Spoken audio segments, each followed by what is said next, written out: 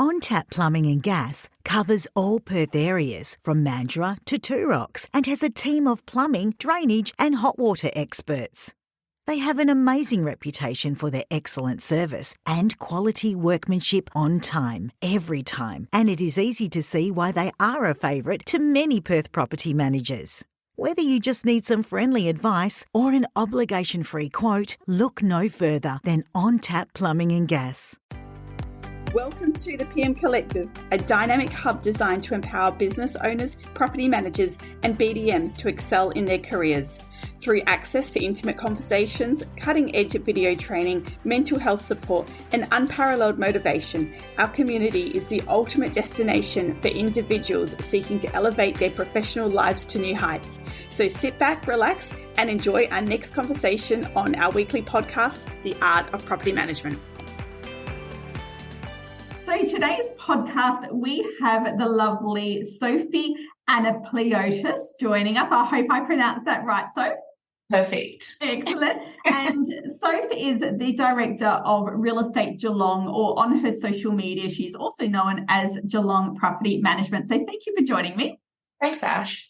Now, Sophie is one of our team leaders, I guess we could call you, that's going to be looking after the coffee and conversations in the Geelong area. And so if you are a property manager listening in that area, make sure you do check out when the next coffee and catch up is. And just off record before, we were talking just about the importance of those catch-ups and how I have found, and I know you have too, the need in the industry just to bounce ideas off, and the idea of catching up with your industry colleagues, and sort of, maybe you're talking about a struggle in your office with maintenance, and then you can go, what are you using? And all of those conversations are just so important for the industry to have, to make sure we're all on the right track and we're all finding our job as easy as possible. So thank you for representing PM Collective over in your area. It's my pleasure. Now, today we are going to be talking about tenant selection, red flags, and how to identify them. Now, I think that as a seasoned property manager, you and I would be able to naturally see these things and these red flags when we do viewings and home opens. But I think that there are also a lot of newbies in the industry where they just haven't developed that same sense. And I think it's an age thing. I don't actually think it's a property management experience thing more than an age. And I remember doing a podcast a while ago with a leasing consultant, and he was a mature leasing consultant. So he was probably, I'll have a guess, he might have been late 50s or 60. And he was an experienced property manager. And I remember thinking to myself, what an interesting choice for a leasing consultant, because we are so used to viewings and home opens being held by the junior in the office, the young 18-year-old or 20-year-old. And it got me thinking that the leasing side of things is one of the most important parts in property management. If you get that right, the whole tenancy is easy. You get the right tenant, there is no problems. It's a breeze. And yet we leave that job position sometimes to the juniors that don't naturally see things that we do. And I think that's just something that I would like listeners to have a think about, and not degrade the position of a leasing consultant within the office. It really is something to consider the more experienced ones to do. I don't know what your thoughts are on that. Oh, 100%. I truly agree with what you've said, that if you set the standard of the tenancy right from the beginning, then everything else becomes a breeze. So having that experience, or being able to, if you are going to have a junior going out, definitely shadowing them, or having them shadow you and knowing what to look for. There's nothing more important than having that mentoring and looking at, okay, this is how, this is the conversation to have, or this is the way to ask the right questions to make sure that you're getting the answers that you need to determine whether this is going to be the right fit. And when you first come into the industry, it's very, right, here's your inspection app, open the door, get there 10 minutes early, make sure that there's no tripping hazards, the things that you learn, and then open the door, let them in. If they ask for an application, give them an application. But there's so many other little things that happen in between that you do learn over time. Yeah, absolutely. So I actually did a home open yesterday. I don't do a lot of them these days, but I did one yesterday, and I was thinking about, our talk today, and I don't want to talk about this too much. So I'm just going to mention it. We'll sort of breeze over it a little bit. But the first sort of red flag I did want to bring up was the visual appearance sometimes of people. And I think it is something that you probably, you can't pinpoint it, because it's just a feeling that you get when you see someone visually. So I think you're just going to have to pick up on those cues. I mean, and I'm going to say it so you don't have to say it, because, people might have an opinion. I just say it bluntly. But you can have people that look really rough. You could potentially have people with nothing wrong with face tattoos, people, but that you've got that sometimes young people might be a bit scared of, maybe older people might be a bit scared of. You've got people that have no shoes, the way they dress, the car they drive. I'm not in any means saying that these are red flags, but what they will do is you need to sort of, if something feels a bit odd to you, then you would just make sure that the application checks out, is probably where I'm getting at. That should never, ever be considered a red flag. But if there was that visual uneasiness that you felt, and it was complemented by an application that was not completed correctly, had missing information, then together as a whole, it might be red flags. But if you have someone where you felt it's a little bit uneasy, and I've had those people, then I've had their references come through an application and they're amazing, then no problems at all. So I just wanted sort of just to briefly mention the whole visual thing, but how that would complement the application without coming across as that I'm being biased or discriminating, which I'm not. I think it's about trusting your senses, and the gut feeling that we get as property managers and as humans. I always say, and I actually explain this to my landlords or to my investors, is I do go on gut instinct a lot of the time. And it sounds weird because you want to talk about the practical and the pragmatic side of it, but I say, the more time that I get to spend with these potential applicants at the open for inspection, asking the questions and getting to meet them, that's a really, really important side, because I get my feel of them. And then I back it up with logic. And the logical side is the application. So you need, for me, I don't know if it's the same for you, Ash, but I think that the two go really hand in hand together, with having the gut feel versus and then backing it up with logic through the application, because there's a lot of things that you see, feel, hear, smell that you don't necessarily get on paper. So then what advice would you give to an agency where they have the leasing consultant that goes out, and then the application is processed in-house with the property manager who is making that final call? How would someone in that office environment get that gut feeling when they haven't had the opportunity to meet them? The communication between the leasing consultant and the property manager is so key.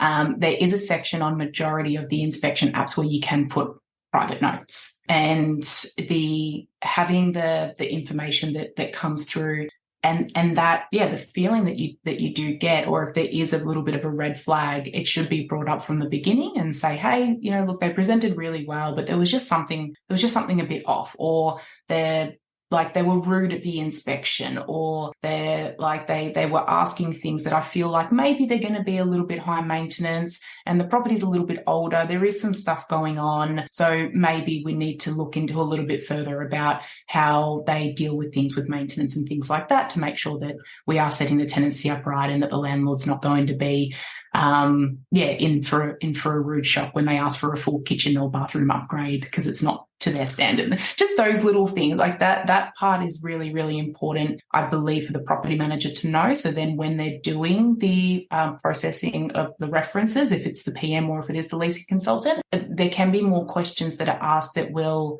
sort of put ease to that gut feeling or that character feeling that the person who is doing the open may ease, to give a little bit more clarification to the landlord. And the I do, whenever I'm sending an overview, when I'm putting an overview together for the landlords to give the final check, I do have a section in there called agent feedback, and that's our feedback from the agency about how they've been to deal with, or if there's anything that's come up that we say, yes, the feedback has been that they might be a little bit high maintenance, not a bad thing, but just be aware that if there have been things that you've been putting off, like leaking taps and things like that, they're probably going to pick up on it. So let's put a plan together to make sure that it isn't a thing that comes up as an issue, because it more than likely will with these tenants. Something like that. Yeah. And I think tenants make it so obvious when they go to a property. They don't even realise they're doing it, but they're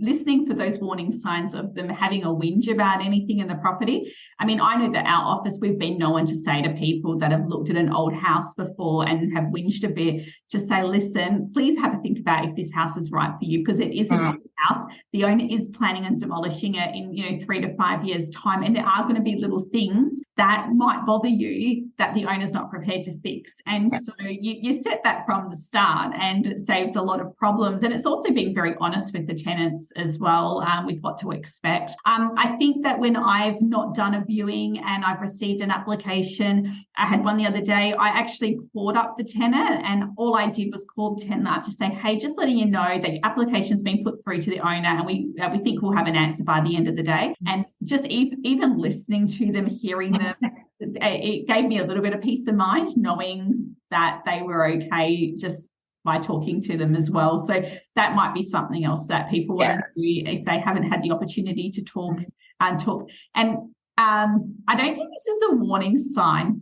Well, you might say it's a red flag actually, but I'm mindful of it, is when people constantly call you about their application and they hassle you like every day, twice a day, just checking in how it's going. Sometimes I actually think to myself, gosh, like if you're going to be this painful now and not patient, like what are you going to be when there's maintenance coming up? Are you going to call me every 5 minutes till, this is fixed? Like, I don't know if you would see that as a red flag. Yeah. That's me being a pain.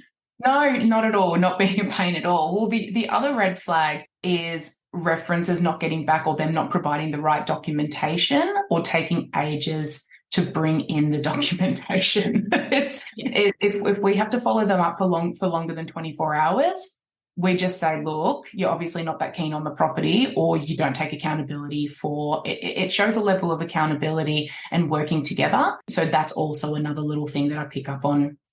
And it's creating that character reference, like you said, of their behaviour and how tardy they are, and their attention to detail, and they're probably going to forget their rent and not be that worried about it. So I know that in an application form, and I think this is pretty common, but I'm going to mention it in case someone doesn't do it. Maybe it's the newbies that might need this reminder. But quite often when you have a look at their real estate references and then you check their driver's license and seeing if there's a different address there, and some people, I mean, I don't like using the word dumb very often, but it's like, guys, if there's an address on your driver's license and you're giving me a copy, I can see that address and I can find out where you lived before. Yeah, they'll do it all the time. I think the most that I've had on one application was 6 different addresses found. And when I sent them an email and said, hey, can you please provide some context on this address, this address, this address, and this address? Because I found it all through your documentation. And, and on that as well, it's identifying the reference that they've given for that property. Are they actually the owner? Do they own the property? Or especially if it's a private reference, because a lot of the time, unless you do the right checks, it could be that they just rent it off another tenant, and they kind of make themselves out to be the owner. That's definitely come up before. I don't know if it's come up for you. Not too much, but I do find like dates out. So I normally say to tenants, like, I don't actually really care too much as long as it makes sense. So if you have got missing gaps in your application but it makes sense, I'm okay with it. But it's when things don't add up that I'm like, I'm going to investigate a bit more. So For me, a couple of things like I would do is I would jump onto RP data and have a look at the history of that property that they've rented, just to see whether, like, if they've got that length of time that they've been rented, but maybe on RP data it's saying that it was re-rented during that time, or, you know, if the dates don't just add up, then that's a little bit of a concern for me as well. And the driver's license one is probably the biggest one with the notes, but it's did have someone the other day. He was, I think, like 38. He provided two private references, and that was it. And I actually just said to him, mate, like, you're 38 years of age, you must have a reference, like, with a real estate agent. Like, how do you go 20 years of adult life without having anything? Like, there must have been, you know, whether you've bought, rented, sold, like, what have you been doing? So, like, for me, it didn't make sense. But the reason why I investigated that a little bit more and why that didn't make very good sense to me was because I had already knew there was other red flags. Yeah. You know what I mean? So it was like, that was a bit of an icing on the cake, red flag for me, where if everything else looked perfectly, I may not have questioned it, but I only questioned it because it's like, you're giving me nothing on your application. Like, I've got nothing else to go by. I need something more. And having documentation as well that references different, like whether it be a spouse. Yeah. That's another thing as well. And but also, like, all of these things, it's over time, it's having the confidence to know that you can ask these questions to the applicants. It's being able to call up and say, hey, this doesn't make sense. And it's our jobs as property managers, even though we're not the ones that make the final decision, it's our job to put this together to represent you to the owner in the best way possible, to give you the best chance at getting this property or the next property or whichever, how it goes. So you need to help us help you to put this overview together. And the majority of, especially, as you said, like the junior property managers, they may not have built that confidence or that experience yet to be able to have that conversation, or they don't want to deal with the conflict or the backlash or anything like that. But 99%, I would say 100% of tenants appreciate it. Stay with us. We'll be right back. Sensor Global saves lives with automatic compliance and manages smoke alarms, gas and water leak detection with 24/7 remote management. It provides complete control, reduced risks and improved compliance for property managers. To find out more, speak to Anthony Booth or head over to sensorglobal.com. They do. And I think just being honest with them and saying, listen, I need to relay as much information to the owner so that I can put you in the best light. Can you help me just understand this part or this gap? And that's where cover letters come in really well. Yesterday at this home open, the lovely guy, he was on a disability pension, and he said, listen, like, my application, there's nothing like, and one red flag actually with me, with this guy, is he goes to me, and I actually, my gut told me he was fine. So I'm actually okay with it. So I'm happy with that. He was very quietly spoken, and he looked really genuine. So I think that I'm okay with him. But he did say to me, my application is pretty basic. He goes, I don't have a driver's license. I don't have a passport, which was a red flag when he said to me, he doesn't have access to any of the IDs. So I've got to find out more. He goes, I'm on a disability pension. He goes, I'm supported by my mum and my brother. He goes, but my mum and my brother have real estate references. They've got everything you need. He goes, but I will do a cover letter explaining why I don't have anything. So out of the 3 occupants, he is a potential red flag. So I'm like, who doesn't have some sort of ID? Like, for me, if you don't have ID, you're hiding something. Fair enough, passport, driver's license. I mean, and so actually, now that I think about it, I'm thinking out loud now, he actually drove to the appointment. So you know what? He did have a driver's license. So there you go. I'm actually just talking, thinking out loud actually as we're doing. You just answered your own question. I just answered my own question. Okay, so people, that is how easy it is to let something slip, because until I verbally actually said that, Yeah. I actually didn't even think about it. So yes, he drove to the appointment, yet he told me he didn't have a driver's license. So red flag. Actually, you know what? I don't actually like that application anymore, because the minute you lie to me once, that's it. Like, I'm over it. So you know what? I'm going to mark that as a low priority and put the other ones in front. Thank you, PM Collective listeners of Australia, for helping me work that one out. That's what collab's all about, right? You need to talk to people sometimes so you can just like bounce these ideas and these thoughts off. Anyway, thank you for that. That's a no from me. But it just shows you how easy it is to potentially, like, hear someone say something, me saying, you know what, he actually was quite nice and softly spoken, and then not even notice that I was actually willing to accept that he didn't have a driver's license, and I was actually going to go, you know what, I'll go by his mum's and his brothers. But now, like, for me, that's a big cross. There you go. glad we've all sorted that out for me, Pete. So my next one is, which I'm a real big believer in this, which is a bit ironic because I talk a lot, but I hate people that talk too much.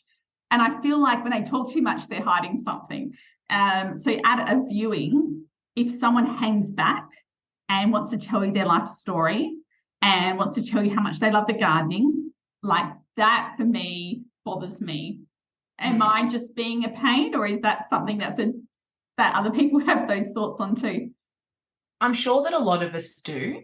I match it with other behavior. So like I've noticed over time how to pick up on little physiological signs of people being anxious or nervous. And that can sometimes be people's way of thinking that they're putting their best foot forward, where it's like, no, you're actually just being a little bit over the top and you need to sort of chill out a little bit.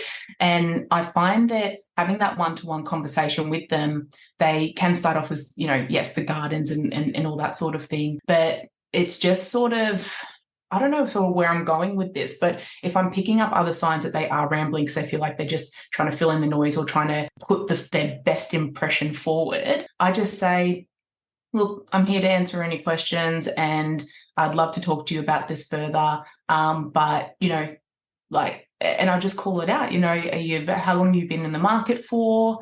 You know, how long have you been looking for a rental for? And then that sometimes the real conversation sort of happens from that, if they are acting a little bit sort of nervous or over the top and things like that. So I haven't necessarily had a lot that ramble on too much. So I don't, yeah.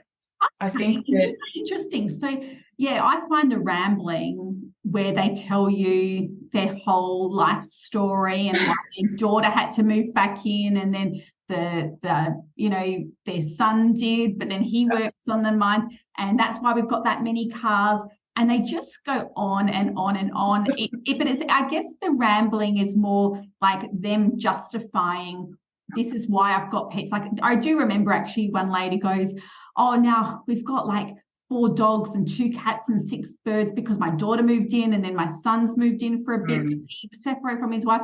And they go on to justify, like, a lot of drama. The drama, that's right, like these things. And it's like, well, the owner's not going to accept 18 hours in the property, number one. But for me, it's like, yeah, they just give you the sob story, which I find that the people that have a genuine sob story are probably less likely to actually disclose that to you, because that's quite a private situation that they're in. And then, yeah, quietly sort of having a word to you. I guess that's the difference, isn't it, that you get with the gut feel when someone overshares because they're justifying their shitty references, and why they would potentially have shitty references, that's a problem. But someone genuinely saying, listen, I've applied for a lot of properties and I think it's because of this and this, like, do you have any tips for me? I'm okay with that. That's not a red flag for me. It's the other way. But yes, it's even hard sometimes to verbally explain like what it is, but you get a feeling. Like, there is the feeling, it's these cues. And I've actually done training with a lot of PM Collective members with regards to non-verbal signs. And the non-verbal signs is something that people actually can't control. And if you are a member of the PM Club and you jump onto some of the expert videos, there's actually a video there which is purely on non-verbal cues. And it could be something as a slight shoulder shrug, or something like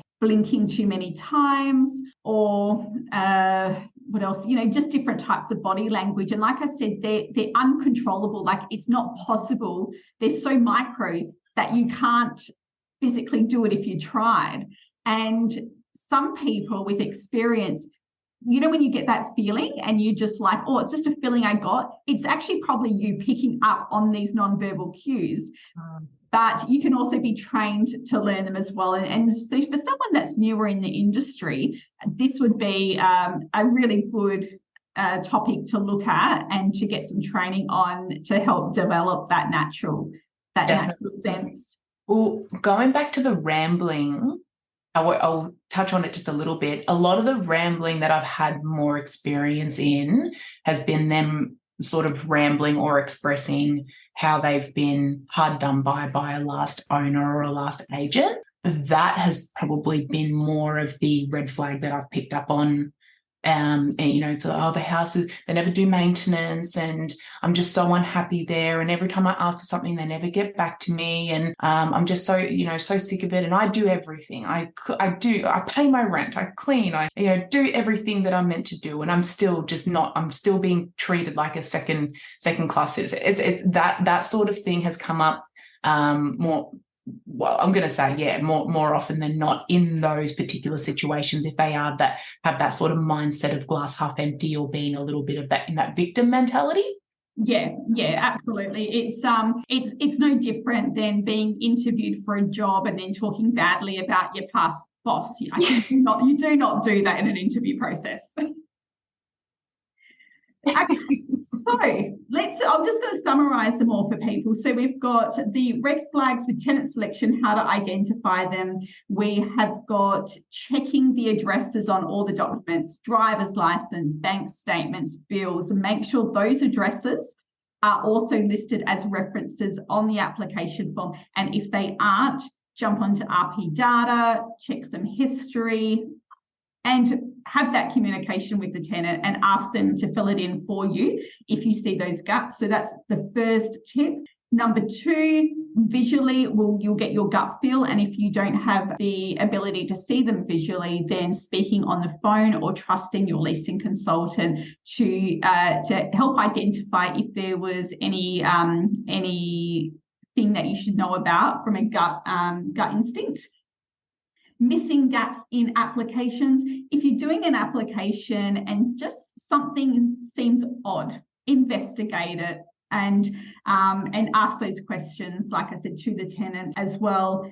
And the last one was the talking too much and picking up on any negative vibes that you get from the conversation or any justification that they've got as well. And just remember, if you're a business owner, be mindful who you put into the leasing role. Like, I know I have juniors do it as well. Like, it's something that gets done, but at least help train them in these red flags. Have them listen to this podcast so that they are aware of things that they could be mindful of. So I would definitely recommend that. If you're looking at getting a leasing consultant, do consider an experienced PM, or even better, I know that in my team, my property managers like to do most of their home opens themselves because they actually find it easier to process the application when they've got that feel for the person. And at the end of the day, like, the property manager is the one having to manage them. So they want to make sure they're getting the right person in. Otherwise, it's them that are going to have the headache. Totally agree with that. Sophie, thank you so much for joining me today. It was lovely having a chat with you, and I'll have Soph's details on the show notes for this podcast. Please, if you're in Geelong, connect with Soph and attend the coffee conversation catch-ups and other people in your industry as well. And and if you have got a rookie, make sure they listen to this podcast. So thanks so much. We'll also make sure, actually I forgot to mention, Sophie's got a resource template for application processing that she's going to kindly share with me. I will put it in the PM Club resources so that if anyone wants to have a look at that, it's a really nice professional looking template, and you might find it useful in your department as well. Thank you, Soph. We'll chat soon. Thanks.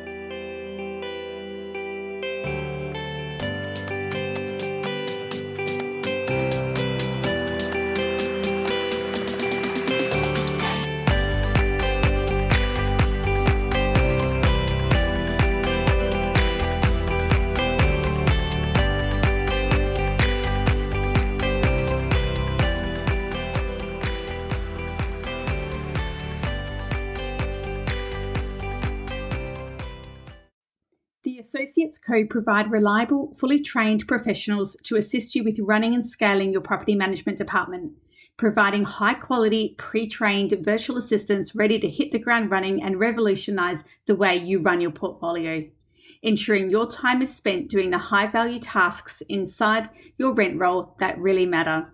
Not long ago, VAs within a business were considered a luxury. Now they are a staple for any business needing reliable support without the headache of traditional staffing. To find out more, head over to theassociatesco.com.